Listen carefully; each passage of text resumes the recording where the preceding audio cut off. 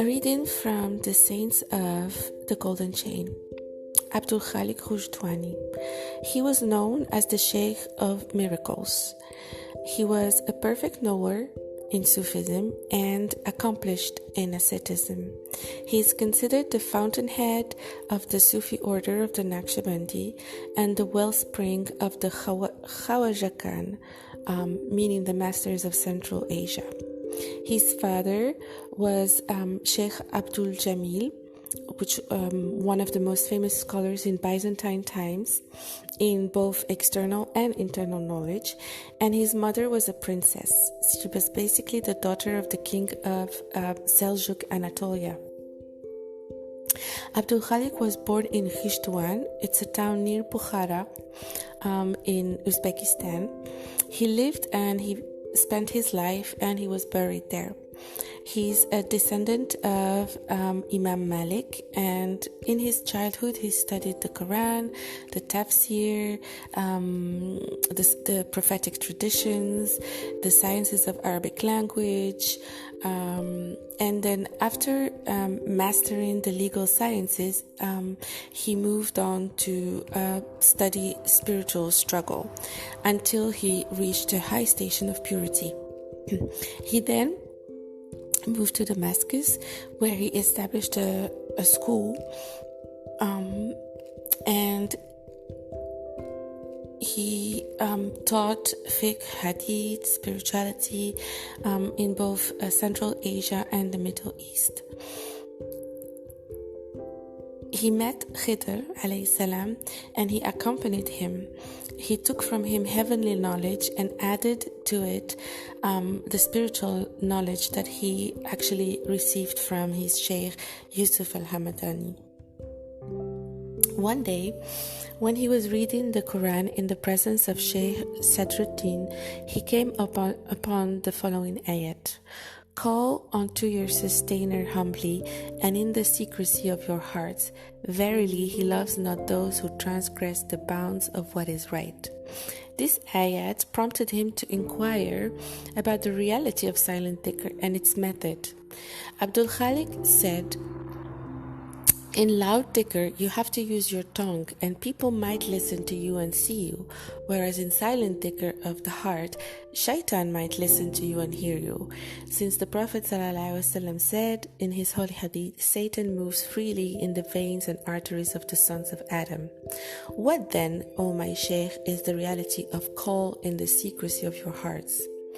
His Shaykh replied, O my son, this is a hidden heavenly knowledge, and I wish that Allah, exalted and almighty, send you one of his saints to inspire on your tongue and in your heart the reality of secret dhikr. From that time, Shaykh Abdul Khaliq al-Ghujdawani waited for that prayer to be fulfilled. One day, he met Khidr alayhi salam, who told him, now, my son, I have permission from the Prophet ﷺ to inspire on your tongue and in your heart the hidden dhikr with its numbers. He ordered him to submerge himself under water and to begin making dhikr in his heart. La ilaha illallah Muhammadun Rasulullah. He did this form of dhikr every day, until the light of the divine, the wisdom of the divine, the love of the divine, and the attraction of the divine were opened to his heart. Because of those gifts, people began to be drawn to him and sought to follow in his footsteps. And he took them to follow the footsteps of the Prophet. He was the first one in this Sufi order to use the silent dhikr, and he was considered the master of that form of dhikr. When his spiritual Shaykh Yusuf al-Hamadani came to Bukhara, he spent his time in serving him, and he said about him, when I became 22, Shaykh al-Hamadani ordered a dhikr to keep raising me and to keep an eye on me until my death.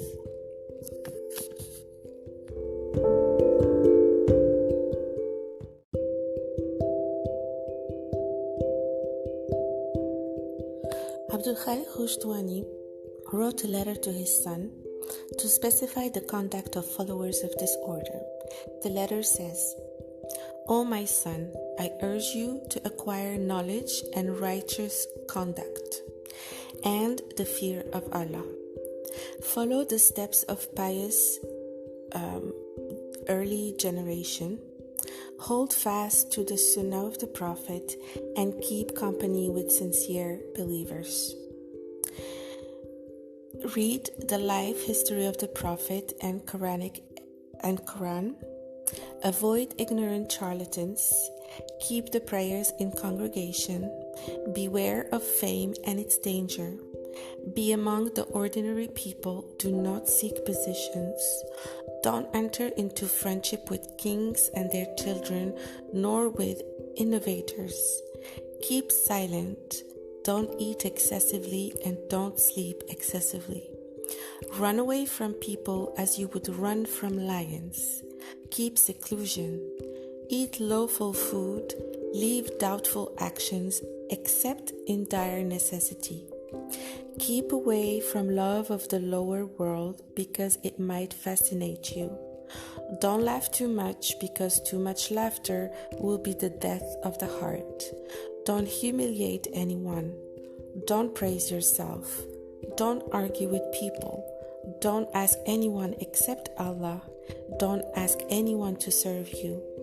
Serve your Shaykh with your money, your power, and don't criticize their actions.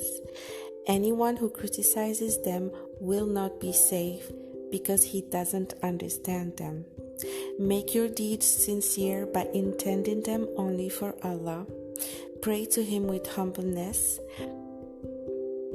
Make your mosque your house and your friend your Lord.